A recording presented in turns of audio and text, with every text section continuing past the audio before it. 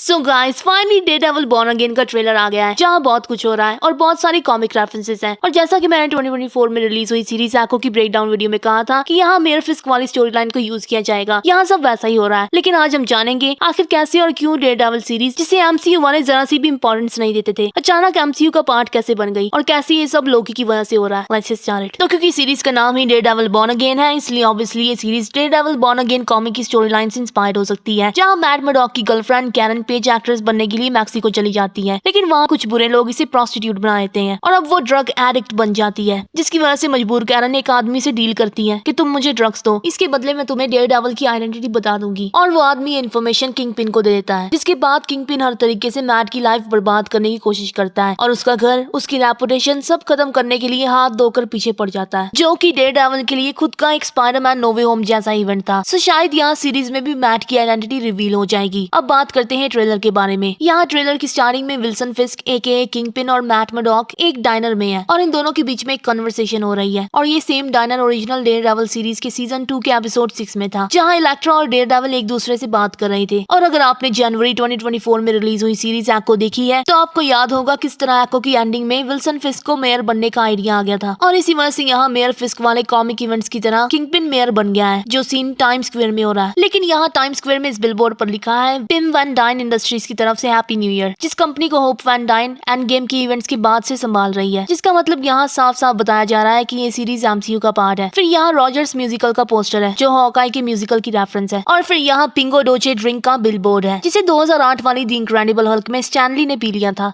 जिसमें हल्क की ब्लड की ड्रॉप पड़ गई थी। और फिर यहाँ लिखा है हार्लेम्स पैराडाइज, जो ल्यूक केज की रेफरेंस है। हार्लेम्स पैराडाइज एक नाइट क्लब था जहाँ क्रिमिनल एक्टिविटीज हो रही थी। सो बेसिकली ये डिफेंडर्स की रेफरेंस है। यहाँ किंगपिन ने वेडिंग रिंग पहनी है, जिसका मतलब इसकी शादी वेनेसा से हो गई है। और यहाँ है किंगपिन की पेंटिंग रैबिड इन अ स्नोस्टॉर्म, जिस पर ब्लड लगा हुआ है, जो एक्चुअली किंगपिन का ही ब्लड है, जो सीजन 3 के लास्ट एपिसोड को इंडिकेट कर रहा है, जिसका मतलब ये सीरीज पिछले सीजन से ही कंटिन्यू होती है। लेकिन ये वहाँ से कंटिन्यू होकर भी वहाँ से कंटिन्यू नहीं हो रही, मतलब ये पुरानी सीरीज की कंटिन्यूएशन नहीं बल्कि ये कंटिन्यूटी है। इसलिए इसका नाम डेयरडेविल सीजन 4 की जगह डेयरडेविल बॉर्न अगेन है। और वो क्यों, इसके बारे में हम इसी वीडियो में बात करेंगे। यहाँ मैट मर्डॉक अपनी लव इंटरेस्ट कैरन पेज के साथ, वही जिसने कॉमिक्स में इसकी आइडेंटिटी ड्रग्स के लिए डिस्क्लोज कर दी थी, और अपने बेस्ट फ्रेंड फॉगी के साथ है। ये तीनों बहुत ही खुश हैं क्योंकि शायद मैट ने अपने डेयरडेविल वाले पर्सोना को छोड़ दिया है, जिसके बारे में यहाँ किंगपिन बात कर रहा है। लेकिन शायद यहाँ ऐसा कुछ बुरा होगा जिसकी वजह से फिर से डेयरडेविल बनना पड़ेगा। तो शायद हो सकता है यहाँ बुलजाए कैरन या फॉगी में से किसी एक को मार देगा, जिस तरह से कॉमिक्स में इसने कैरन को और बेन एफ्लेक की डेयरडेविल मूवी में अपने पेंगुइन वाले एक्टर ने